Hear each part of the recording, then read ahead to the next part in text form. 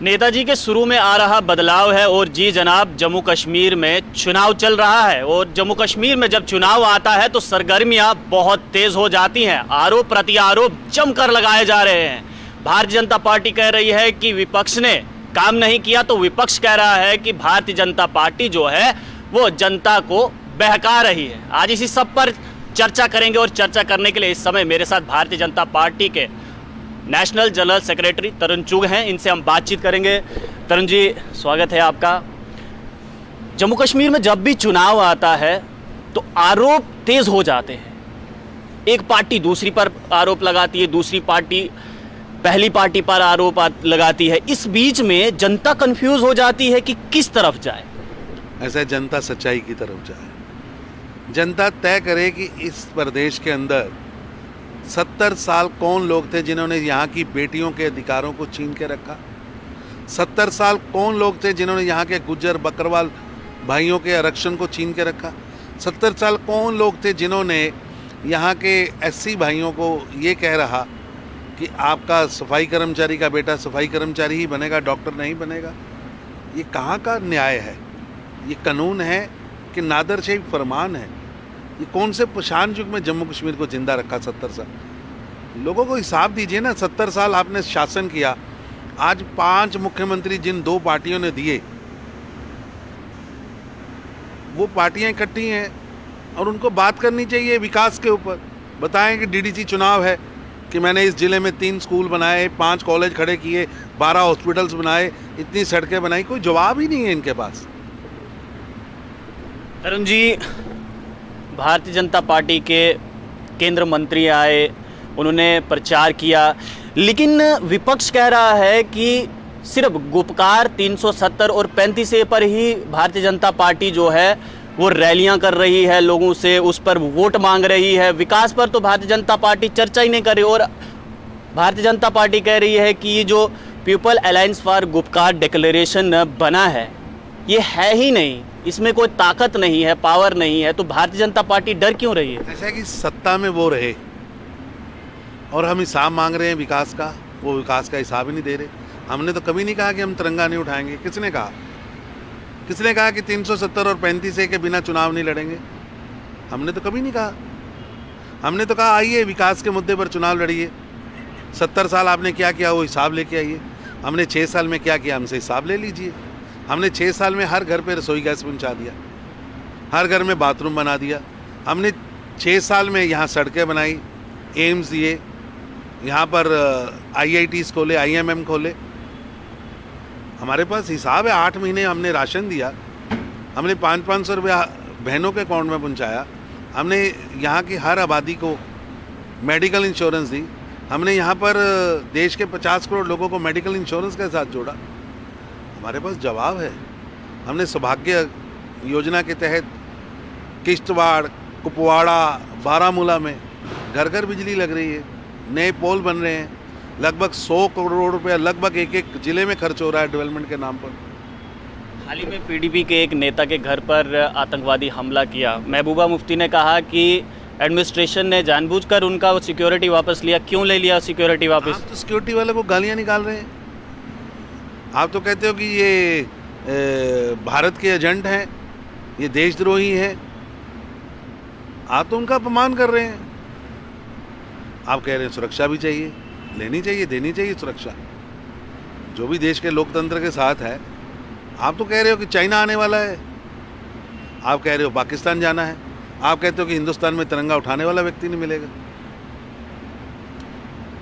हाल ही में राहुल गांधी कह रहे हैं कि मोदी सरकार के लिए छात्र जो है वो एंटी नेशनलिस्ट हैं, किसान जो है वो खालिस्तानी हैं, सीनियर सिटीज़न उनके लिए कुछ मायने नहीं रखते हैं, और जो रेपिस्ट है वो तो है ही नहीं, और जो बड़े बड़े उद्योगपति हैं वो दोस्त हैं। इस पर क्या कहेंगे? ऐसा है कि ये जो डायनेस्टी रूल के युवराज या युवरानियाँ होती है ना, उनको ग्राउंड रियलिटी मालूम नहीं होती। क्या उनको 500 नौजवान ही भारत का छात्र दिखता है? करोड़ों छात्र भारत के स्कूल कॉलेजेस में पढ़ रहे हैं, लेकिन जो लोग JNU में खड़े होकर ये कहें अफजल गुरु हम शर्मिंदा हैं तेरे कातिल, यानी कातिल कौन? न्यायालय, भारत का सर्वोत्तम न्यायालय। तेरे कातिल जिंदा हैं, भारत तेरे टुकड़े होंगे इंशाअल्लाह इंशाअल्लाह। ऐसे छात्रों के हक में राहुल गांधी है। कन्हैया कुमार से जप्फी डालने जाते अगले दिन, कहीं कोई और ना जाके पहले पकड़ ले। ये देश का दुर्भाग्य है कि देश की स्वतंत्रता की लड़ाई का क्लेम करने वाली पॉलिटिकल पार्टी के युवराज मिसगाइडेड मिसाइल है, मंदबुद्धि बालक है, जिसे कन्हैया कुमार में भारत का छात्र दिख रहा है, शाहिद रहमान में भारत का भविष्य दिख रहा है, भारत को गाली और टुकड़े करने वालों में उन्हें छात्र दिख रहे हैं। दुर्भाग्य है। उन्हें अपनी सोच पर रिकंसिडर करना चाहिए और जो चश्मा उन्होंने इटली का लगा रखा है, चाइना का लगा रखा है, उसे उतार कर हिंदुस्तान का चश्मा लगाएं, तब उन्हें सब अच्छा दिखेगा। तरुण जी, अभी भी जम्मू कश्मीर में 370-35 पर चर्चाएं हो रही हैं। People alliance for Gupkar declaration कह रहा है कि 370-35 जो है वो वापस हम लेकर रहेंगे और जो जम्मू कश्मीर का पूर्व झंडा था उसको भी वापस लेकर आएंगे। हालांकि बीजेपी तो कह रही है कि ये हो नहीं सकता, लेकिन ये people alliance for Gupkar declaration लगातार इसी पर, खासकर अगर चुनाव की बात करें तो जोर तो इसी पर दे रहे हैं। ऐसा है कि हमने तो कभी नहीं कहा 370-35 पर चर्चा करो। ये गुपकार वाले बोलते हैं। मैं उनका एक बात कहना चाहता हूँ, आपके चैनल के माध्यम से कहना चाहता हूँ। महबूबा जी और फारूक अब्दुल्ला साहब, अमर अब्दुल्ला साहब, अब जम्मू कश्मीर की जनता 370 और 35 पे चर्चा ही नहीं चाहती। तो कब्र में गए हुए, कब्र में गए कभी वापस नहीं आते। और फारूक अब्दुल्ला साहब कहते थे मोदी 4 बार भी पैदा हो और 4 बार प्रधानमंत्री बने तो भी नहीं तोड़ सकता।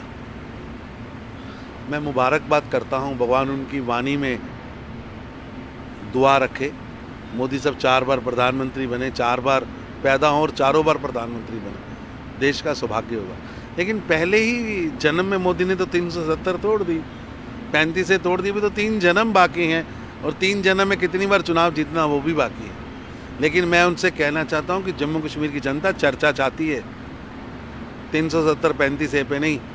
पाकिस्तान ऑक्युपाइड जम्मू कश्मीर की वो पग पग भूमि, वो इंच इंच भूमि जिस पर पाकिस्तान ने कब्जा कर रखा है, उसे कश्मीर में जम्मू में वापस लाने के लिए अब चर्चा चाहती है। अब मुजफ्फराबाद में झंडा तिरंगा फहराने की बात करो, अब पीछे मुड़ के देखने की बात नहीं, आगे चलने की बात है। तरुण जी, मेरा आखिरी सवाल, पिछले 21 दिन से किसान लगातार दिल्ली में धरने पर हैं। वो कह रहे हैं कि केंद्र सरकार कृषि कानूनों को वापस ले ले वरना वो यहाँ से नहीं हटेंगे। इस पर क्या कहें? आप बताइए, सांबा का चावल सांबा से बाहर जाना चाहिए कि नहीं जाना चाहिए? कठुआ का चावल बाहर जाना चाहिए? भद्रवा का राजमा बॉम्बे में बिकना चाहिए? यही तो हम चाहते हैं, यही कानून चाहते हैं। पहले रोक के रखा हुआ है, अब चावल नहीं ले जा सकते, उसको दाम ही नहीं मिलते हैं। हम चाहते हैं कि यहाँ का किसान फूल पैदा करे सोनावर में और बेचे महाराष्ट्र में, बीच में दलाल ना हो। खरीदार है, बेचने वाला है, बेचने वाले को दाम नहीं मिलता। मैं पूछना चाहता हूँ, आपकी धरती पे बहुत ज़्यादा सेब पैदा होता है, कभी सेब पैदा करने वाले ने लास्ट हैंड व्यापारी का शक्ल भी देखी है कि मुंबई में वो सेब खरीद कौन रहा है, दिल्ली में सेब खरीद कौन रहा है? मोदी किसान को डबल आमदन देना चाहते हैं, उसकी आमदन को 2 गुना करना चाहते हैं। प्रधानमंत्री ने कल कहा कि किसानों को भटकाया जा रहा है, तो कौन लोग हैं जो भटका रहे हैं? जो लोग वहाँ पर आज शाहिद उसका पुतला लेके चलते हैं, उसकी फ़ोटो लेके चलते हैं, जो लोग वहाँ पर आज भी पाकिस्तान जिंदाबाद के नारे लगा रहे हैं। देखिए, किसानों की 7 मांगे थी, 7 की 7 मान ली गई। अब वो कह रहे हैं नक्सलवादियों को छोड़ दो। अरे किसान का क्या लेना देना है? वो कहते हैं कन्हैया कुमार के पर्चे वापस करो, उसका क्या आपके साथ लेना देना है? असल में कुछ लोग किसानों के आंदोलन को गुमराह करना चाहते हैं। किसान भी इस पर सजग हुए हैं, किसानों की ओर से भी बयान आए कि हमारा इनसे लेना देना कुछ नहीं। एक षड्यंत्र है, उससे बचना पड़ेगा। शुक्रिया बातचीत करने के लिए। तो तरुण चुग इस समय हमारे साथ बातचीत कर रहे थे और स्पष्ट रूप से संदेश दे दिया है people alliance for Gupkar declaration के लिए कि 370-35 कब्र में जा चुका है। अब वो वापस नहीं आ सकता और जम्मू कश्मीर की जनता चर्चा अगर करना चाहती है तो केवल विकास पर। आप लोग देखते रहिए आली पोस्ट, कैमरामैन गगन के साथ देव ठाकुर, जम्मू।